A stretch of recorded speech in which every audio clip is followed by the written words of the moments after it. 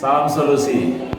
Teman-teman semua, kita hari ini akan menemui beberapa kelompok dan dalam kelompok ini nanti akan mendiskusikan sesuai dengan topik-topik yang sudah dibagi. Kita berharap ada masukan, ada kritik, ada pertanyaan dari kita yang sedang mengamati video ini. Mudah-mudahan ini menjadi salah satu bagian dari proses pembelajaran kita supaya kemudian hari kita menjadi lebih baik lagi. Demikian saya kira untuk kita nikmati bersama diskusi ini. Salam solusi.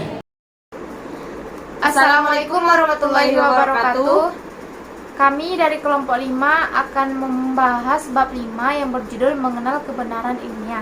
Perkenalkan, nama saya Cindy Aulia Pangolangan Harahap, NIM 0307221019, dan di samping saya ada rekan saya. Perkenalkan, nama saya Nur Atia Nasution, NIM 0307221035. Di sini kami akan mendiskusikan materi kami yang berjudul mengenal kebenaran ilmiah. Baiklah, yang pertama akan diajukan oleh rekan saya.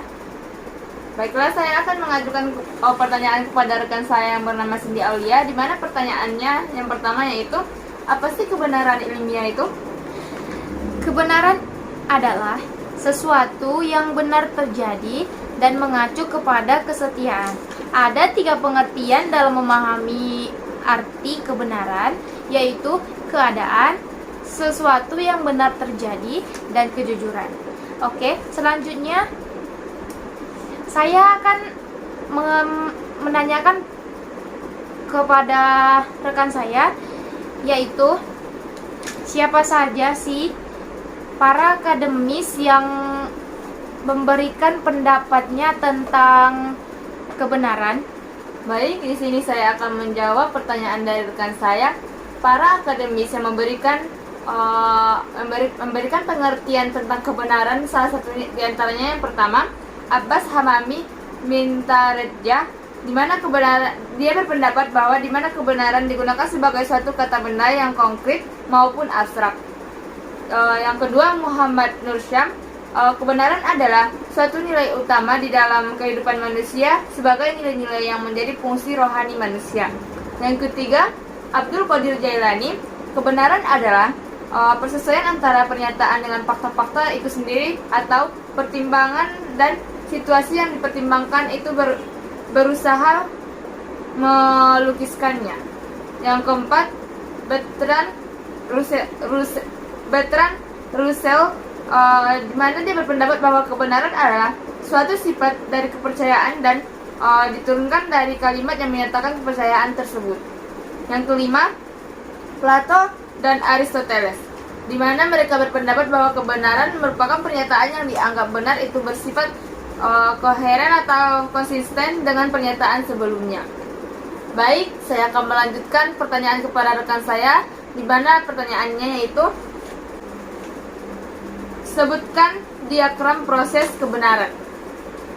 Saya akan menjelaskan diagram proses kebenaran. Diawali dengan realita, disambung dengan ilmiah, dan dilanjutkan dengan kesepakatan. Maksudnya di sini adalah berawal dari realitas, kemudian dilakukan sebuah penelitian ilmiah dan diujinya hingga akhirnya mendapatkan kesepakatan. Saya juga akan menanyakan kepada rekan saya,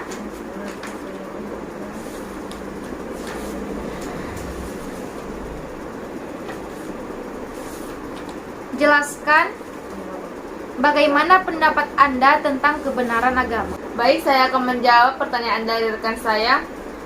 Menurut saya, kebenaran agama merupakan pandangan yang menyatakan bahwa kebenaran yang diterima oleh manusia berdasarkan pada yang bersumber pada Tuhan Yang Maha Esa.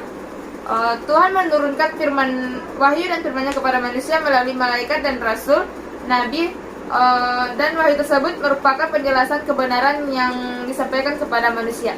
Jadi kebenaran dalam beragama merupakan kenyataan yang benar-benar adanya. Baiklah, selanjutnya saya akan memberikan pertanyaan kepada rekan saya. Pertanyaannya itu, apa yang dipahami dalam sikulasi mengenai sifat umum kebenaran? Sifat kebenarannya itu sebagai sesuatu yang dapat dipahami dari 3 hal, yaitu kebenaran sebagai sesuatu yang mutlak, kebenaran sebagai sesuatu yang subjektif, dan kebenaran sebagai satu kesatuan.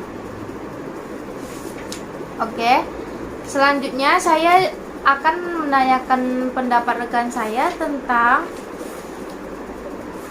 apa sih jenis-jenis kebenaran itu. Baik, saya akan menjawab pertanyaan dari rekan saya. Jenis-jenis kebenaran.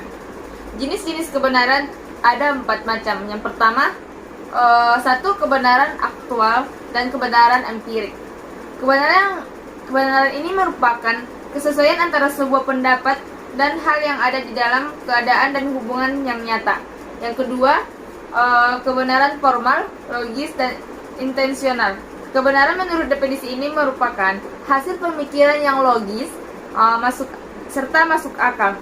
Yang ketiga, kebenaran ideal, normatif, dan etik. Kebenaran ini merupakan hal yang tidak dapat dicapai dengan menguji konsistensinya terhadap kenyataan atau logika semata.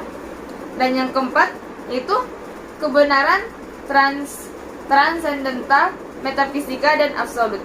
Kebenaran ini merupakan dasar realita yang dicapai melalui filsafat mengenai hal absolut. Transendental berarti menonjolkan hal-hal yang bersifat rohani. Baik, selanjutnya saya akan menanyakan pendapat teman saya.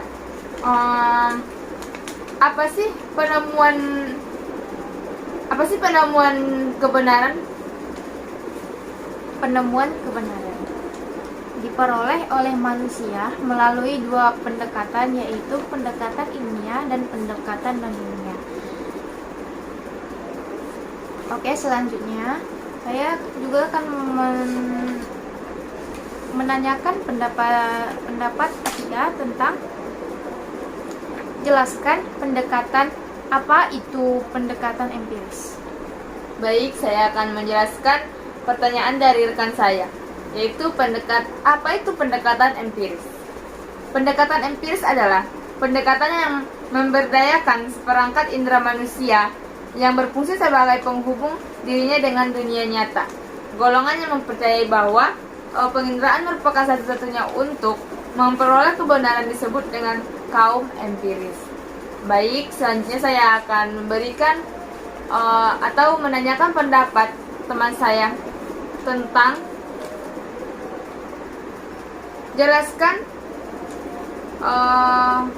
jelaskan tentang pendekatan ilmiah.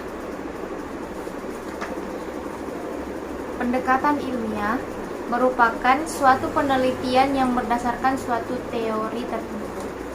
Oke, pertanyaan terakhir, saya akan menanyakan menurut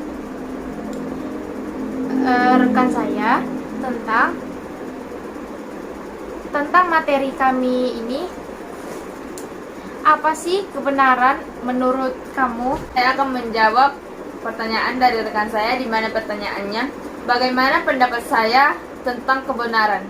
Menurut saya, kebenaran adalah persesuaian antara pengetahuan dan objek, bisa juga diartikan suatu pendapat atau perbuatan seseorang yang sesuai dengan orang lain dan tidak merugikan diri sendiri.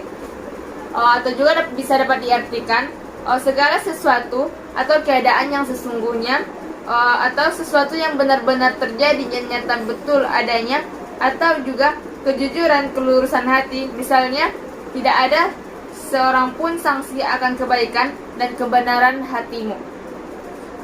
Dan dapat juga dicontohkan pada kebenaran yang diajarkan dalam agama